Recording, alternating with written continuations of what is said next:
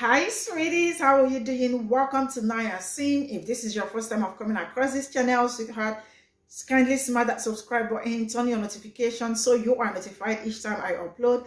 And please give this video a thumb up. I appreciate you all so much, and I am saying a very big shout out to every one of you for all the support and love you all give me. I am truly grateful. So today we'll be talking something very important, and it's about Charlie Kirk, who always look for a way to get into Black people's business, and also, like, all the time he is always looking for a way to make Black people angry. And he called out some people saying that they stole white people's slots to get into Harvard University and the rest of it. And you know what? Reid actually responded, and she called him out on his Raid to the season attitude towards Black people and the rest of it. And you know what? This man was also the one that said that, called Black people colored and all that. He has been saying some nasty things and the rest of it. And to think that this young man is a dropout, I mean, calling out Harvard University students out is something that is like, I am trying to wrap my head around. Like, man, you dropped out. You didn't even finish college. And you are out here being so Raid to the season and the rest of it. And you know what? I mean, Joy really broke him. She did a great job dicing him and his Raid to the season viewers, because I don't see how people are listening to this man. I mean, calling Black people Raid to the season, like using some derogatory words on Black people and calling them out on something that doesn't even make any sense. And people are sharing him up and all that. And I think people that will be sharing someone like this up, I mean, over his Raid to the season content and all that, is also Raid to the season. Yeah, this is how I see it. Because you can't, if you are not a Raid to the season, you cannot support something like this because it is nasty and disgusting. Instead, go to the screen. I am just going to roll this clip. We'll come back to talk about it. And I absolutely want to read all your comments. Let me know what you all think in the comment section. And straight up, here we'll go. Hey guys. So a lot of people have been asking me to respond to this fool. 3 weeks ago, Blake, if we would have said that Joy Reid and Michelle Obama and Sheila Jackson Lee and Ketanji Brown Jackson were affirmative action picks, we would have been called the racist. But now they're coming out and they're saying it for us. They're coming out and they're saying, I'm only here because of affirmative action. Yeah, we know. You do not have the brain processing power to otherwise be taken really seriously. So, I mean, initially I was just going to ignore it, but why not? Let me help you out, young man. So, where to begin? So I think where you have to start with somebody like that person who feels the need to say that is, number one, they're trolling, right? I mean, he's saying it to get a reaction. He would like to create a reaction, not just from Black people who are his sort of main foil in trying to get clicks and views, but also from racist white people who are his base, right? And so he wants to, rev up the whites to get them all, hot and bothered and downloading his, what does he do, a podcast or like a Twitter show or whatever it is that he does, right? So that's number one, it's trolling. Number two, I think that it actually is very revelatory of someone who represents a group of people who kind of operate from this notion of real basic entitlement, right? Just think about it. If the construction that you create is that every desirable thing, right, white people are fundamentally entitled to it. So, right, so if there's a desirable thing, entrance to an elite university, a job, a promotion, anything that is considered societally good, certain people start with this sort of basic fundamental bottom line that a white person is entitled to that, period, right? So it's a good thing, a white person is entitled to it. So that if a non-white person gets this good thing, they automatically took it from a white person. That sort of thinking, that kind of fundamental thinking is racist. It's fundamentally racist because what it says is white people are entitled to all good things. We start with the baseline that a white person should have said good things, said promotion, said job, right? And so essentially, I guess what he's saying is he feels like, someone like him is entitled to everything that someone like myself or Mrs. Obama or Representative Jackson Lee or Justice Ketanji Brown Jackson has. That they had to have taken it from the fundamentally entitled person, which is a white person. So we start with that. That's a fundamentally racist notion. So we can just set that aside as just pure basic, not even interesting, sort of boring racism. But then if we go to the specifics of it, okay, and I've talked about this before on this feed, but I'll do it again just because apparently some people are ineducable. Harvard University has about a 3 to 4% acceptance rate. It's like maximum 4%. They don't accept very many people. And in order to even get through the front door, the baseline of qualification is that you have to have like a 1,400 plus SAT score or really high ACT. I didn't take the ACT, so I don't know what the ACT score is, but it has to be really high, right? And you have to have really good grades and you have to have good extracurriculars. Like you have to meet that baseline. Okay. So for someone like me, who did better on my SATs than 9 out of 10 people, I think it was like 94 percentile. By the time I did the SAT, I was 95th percentile on the PSAT. But I think it was like 94 when I did the SAT, right? So that means I did better on the test than 94%. That's how percentiles work for the guy from, what did he drop out of community college? Not that people who go to community college aren't smart, but bro, you didn't even finish, okay? You didn't make it through. Okay, so we're gonna start with the fact that you don't have a whole lot of candle wattage to work with. So I gotta explain things to you on a very basic level. So I'm gonna talk slow for you. So that's how percentiles work. I had a 94th percentile for the SATs, meaning I did better than 94% of the people, including the white people who took that test. So that's the first hurdle you have to get through. Grade point average, 4.2 grade point average, you gotta be at a certain threshold. And I didn't just get into Harvard, I also got into Yale and Brown and Vassar and the University of Denver. The one school I didn't get into was Stanford. I tried early admission, didn't get into Stanford early admission. But all the other schools I applied to, I got into, which means that I wasn't just of interest to one elite school. I was of interest to a lot of colleges. And I think University of Denver and Vassar have like slightly higher acceptance rates, have much higher acceptance rates than an Ivy. But I got into 3 Ivy League colleges, which means it's the way that like they recruit athletes at schools, right? There's a certain percentage of students in this country who are really good athletes, really good basketball players, or really good football players, or really good hockey players, or whatever. And all the schools are going to circle around those students. So elite students of every race are kind of all being like circled around like sharks circling you, right? And then you just pick one of the schools. So your premise falls apart because a similarly situated white student at the time who also did better on their SATs than 95% of the other white people, that person probably also got into multiple schools because we're similarly situated. I'm black, they're white.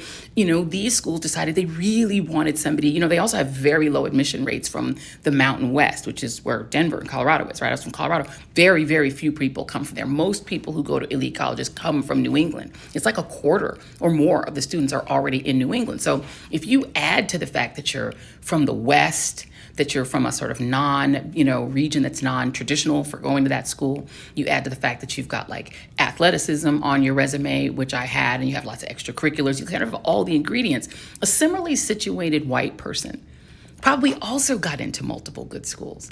And so I think that person is fine.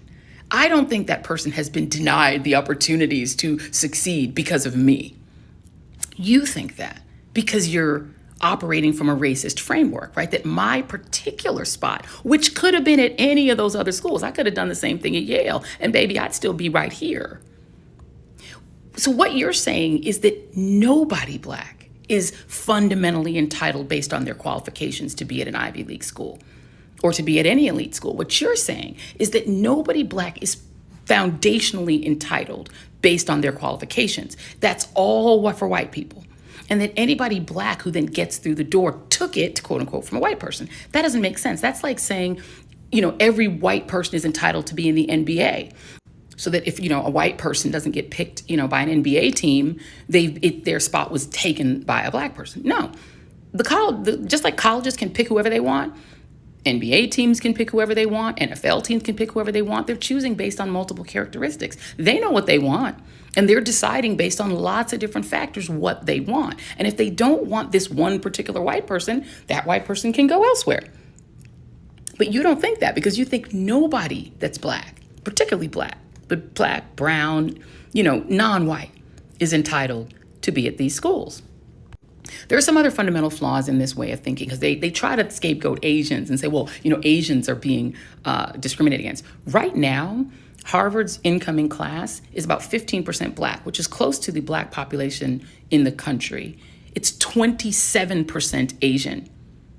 Asian Americans are about 5% of the population, but they're like 27% of the population of Harvard right now. So that's under affirmative action because that class was admitted with affirmative action being legal. So I think there are a lot of Asian Americans, and those are elite students, meaning that the other similarly situated Asian American students got into other elite schools. They probably got into Stanford, which I didn't. Do you see what I'm saying? There is a small number of sort of elite students who all get scoped by all the top schools. What we really should be having a conversation about is not where all the elite students are going with the high grades, et cetera. It's how do we get college in general to be more affordable and accessible to all students at all GPAs, at all levels of preparedness, and how do we prepare more students to be able to go to college so that they can make a really good living and also get out of college without mountains of debt. Because I got massive amounts of scholarships. I only had $15,000 worth of debt. And also Harvard was only $22,000 a year when I graduated in 91. We need to work on these issues of college debt. We need to issue issues of college affordability and the inflation, the huge inflation in the price of going to college. I think it's $86,000 a year now. That's crazy, right? And we also need to talk about real issues. This bullshit, are you basically saying you're jealous because you wanted to host a TV show or be a congressperson, be on the Supreme Court, or be the first lady? Because, baby, you wouldn't have been any of those regardless. Because clearly, you really ain't that interesting and you clearly ain't that smart. So you wouldn't have been doing this no way, baby. I didn't take your opportunity. Those opportunities weren't there for you. It's just based on who you are. So don't be jealous and envious. Wake up, grow up, and use your platform to talk about things that actually really matter to the American people. Be blessed. I think people like Charlie Kirk really work hard to make Black people angry. A Huffington Post alert popped up on my phone where Charlie Kirk specifically is quoted as saying, when referring to individuals like Joy Reid and Michelle Obama, as Black individuals who have stole spots from white people. I think what, makes me angry is this attitude of entitlement that sits at the core of every white individual in this country in order for them to say such things, especially when they are speaking in terms of policies like affirmative action, without looking at the numbers and understanding that the biggest demographic to benefit from policies like affirmative action are white women. Black people don't steal anything when it comes to opportunities. Those opportunities are owed to us. I am not afraid to say it. As a Black woman, I feel entitled to lots of things that were denied to my father, to my grandfather, to my great-grandfather, to my great-great-grandfather. Yes, you're damn right. I feel entitled to those things because they were denied to my ancestors. And if I'm being honest, they'll probably be denied to me. It is sick and disgusting and disturbing that attitudes like this continue to flourish in these United States. So if you come onto my page and you hear these words, I want you to understand that I mean what I say. I said what the fuck I said, 10 toes down with my whole fucking chest. As a Black woman in these United States, I am entitled to a lot more than I am getting, simply because this country has worked and continues to work progressively to deny me opportunities that were never given to my ancestors for their blood, their sweat, their tears, and their lives for building the foundations of this country. Charlie Kirk, and I don't say this lightly because I don't even like using this language, but you might be the biggest idiot in U.S. history. Like, you're just a moron. And I feel sorry for the people who follow you. If they follow you for, I guess, entertainment and laughs on the backs of black people, I guess that's okay. But you're gross, you're disgusting, and you're just a freaking moron. Only dude probably more moronic than you is the dude who referred to black people as colored people the other day. But damn, y'all got to get your stuff together, man, because y'all just out here looking and sounding crazy. Y'all think racism is cool? Like, y'all cool with that? Like, the thing about it is, like, we're not even thinking about you. We're just trying to live our lives. You know, work, go to school, pay our bills, pay our taxes, do the right thing, be nice to others. And y'all keep messing with us with the stuff you say and do. Like, grow up. Like, literally, y'all like children. Grow up, yo. Grow up. Read some books. Learn something. And live your life.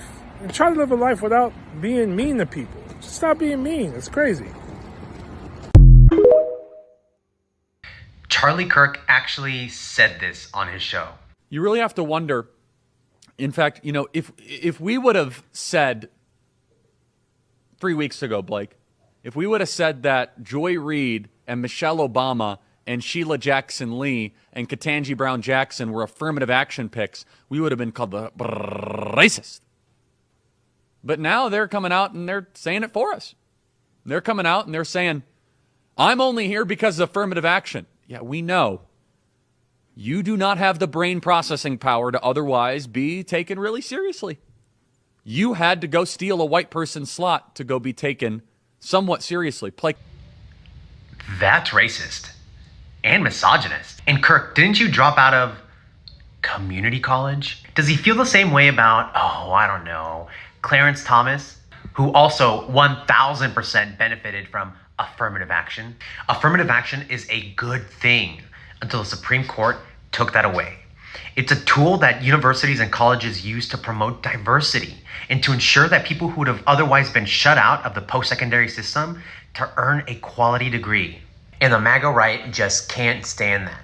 In fact, diversity, equity, inclusion is now the latest boogeyman for the right. Don't believe me? I'm Stephen Miller, founder and president of America First Legal, a charitable foundation dedicated to defending your rights in court. I am here today with an urgent message. America's biggest corporations and universities are illegally discriminating against Americans based on race and sex. These corporations and universities have adopted so-called diversity, equity, and inclusion policies that punish Americans for being white, Asian, or male. If you or a loved one were denied a job, raise, promotion, or professional opportunity as a result of diversity quotas, equity mandates, affirmative action, or other racial preferences, we want to hear from you.